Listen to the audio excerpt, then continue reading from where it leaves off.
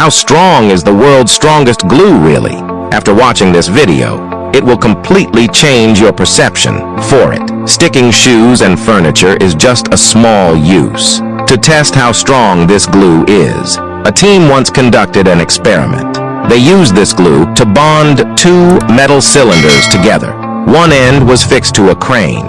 The moment the crane started, the other end of the cylinder effortlessly lifted a 17-ton truck, and it remained suspended in the air for an hour without any issues. To test its ultimate capability, the staff even used it to bond a train engine and carriage together.